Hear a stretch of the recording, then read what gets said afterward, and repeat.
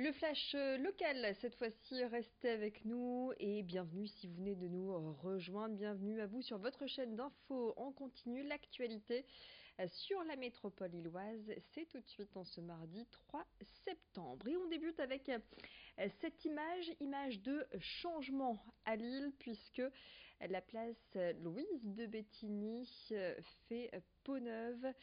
Ça se passe dans le Vieux-Lille. Depuis plusieurs mois, cette place était en chantier, située entre la rue de la Monnaie, également la rue Grande Chaussée et le rectorat de Lille. Eh bien, depuis le week-end dernier, les travaux sont pratiquement terminés et les piétons, vous les avez vus, peuvent désormais profiter pleinement de cette nouvelle zone dédiée à la promenade et à la nature en ville.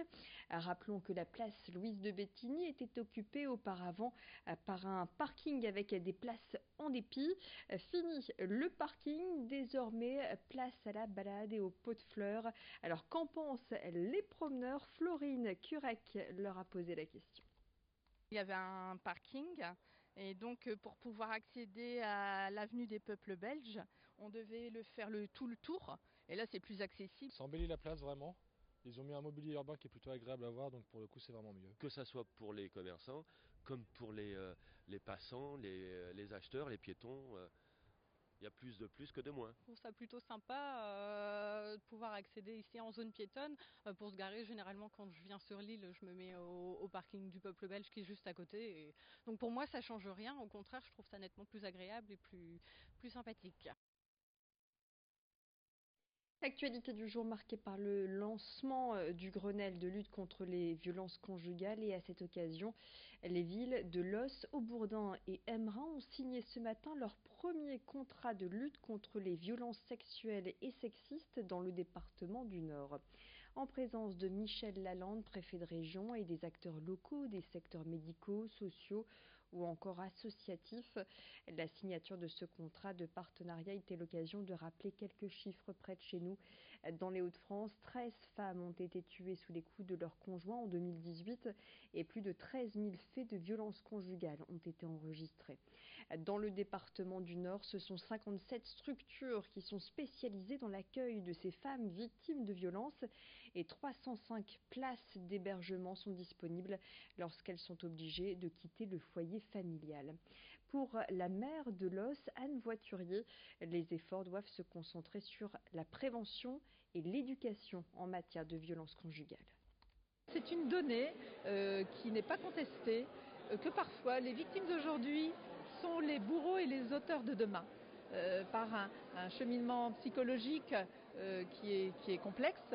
On sait très bien qu'une victime aujourd'hui, si elle n'est pas réparée, si elle n'est pas résiliée, peut devenir demain à son corps défendant un auteur. Et c'est cela que nous devons combattre.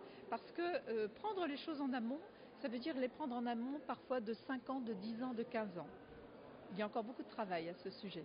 Et il y a également du grain à moudre au niveau de l'éducation, au niveau des écoles et au sein de la famille.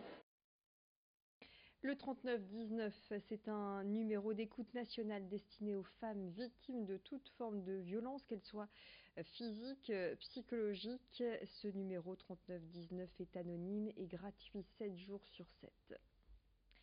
C'est la rentrée pour l'ESBVA, Lille Métropole. Les basketteuses de Villeneuve d'Ascq font leur retour sur le parquet. Et pour cette nouvelle saison, c'est une équipe remaniée que présentent les dirigeants. Sur les 10 joueuses, 7 viennent d'arriver. Seule Joanne Gomis fait office de cadre. Une équipe jeune pour une saison sans Coupe d'Europe. En raison des travaux qui ont lieu actuellement au Palacium, le SBVA Lille Métropole s'entraîne dans un gymnase beaucoup plus petit. Des conditions loin d'être optimales pour Rachid Méziane, le coach qui tente comme il le peut de préparer ses joueuses pour la rencontre face à la Roche-Vendée à l'Open de Paris. Ce sera le 6 octobre. Explication au micro de Vincent Vieillard. Ce qu'on m'a demandé, c'est très simple, c'est de retrouver les joutes européennes dès la saison prochaine. Donc pour cela, il va falloir qu'on finisse dans le top 6. Donc l'objectif affiché, annoncé, ça sera celui-ci. Donc de finir la saison régulière dans les 6 premières places, de façon à obtenir un ticket pour au moins une Eurocup la saison prochaine. Voilà, donc ça c'est plutôt l'objectif on va dire de résultat. Et puis nous avec les joueuses, on va avoir aussi des objectifs de maîtrise parce qu'on a des jeunes joueuses à fort potentiel. Donc c'est des filles qu'on aimerait aussi emmener dans les équipes de France jeunes. Et voilà, donc on s'est engagé aussi dans notre recrutement à inscrire vraiment les joueuses dans des process soit d'apprentissage ou de développement. Donc voilà la ligne de conduite qu'on va devoir respecter cette saison. L'humidité et l'absence d'isolation dans un logement sont les premières causes d'insalubrité. Une situation que connaît bien Linda Sarawi, locataire à Lille-Fives d'un appartement de 3 chambres qu'elle occupe avec ses 5 enfants pour un loyer mensuel de 540 € hors charge. Depuis 2014, la mère de famille constate des infiltrations d'eau qui provoquent des fuites et des taches d'humidité sur les murs et plafonds. Chambre, salon, salle de bain, cage d'escalier, toutes les pièces sont concernées. En 2017, le bailleur social Villogia, qui gère l'immeuble, a effectué des travaux dans cet appartement. Selon la locataire, le bailleur social lui demande de faire marcher son assurance pour isoler et rénover son logement au-delà des travaux qui avaient été faits en 2017. La mère de famille considère que ce sont des travaux de toiture avec des infiltrations qui viennent de beaucoup plus haut que son appartement, travaux qui doivent être entrepris par le bailleur. Lassée de cette situation, Linda Sarawi a demandé à être relogée. Aujourd'hui, elle est toujours dans l'attente d'une proposition qui corresponde à une capacité de 6 personnes. Cette mère de famille s'est confiée à notre micro. C'est des travaux de toiture, donc je n'ai rien à voir là-dedans. C'est pas à moi de... La toiture, on peut y accéder de l'extérieur. Mais moi, je suis toute oui pour les travaux. Qui ne veut pas améliorer son quotidien? Grâce à la mairie, les fenêtres ont été changées, le chauffage a été installé, je les remercie. Les désordres qui vont suivre normalement aussi, mais voilà, heureusement qu'il y a des associations aussi, comme l'APU, qui me soutiennent beaucoup. J'espère qu'on va améliorer mon quotidien.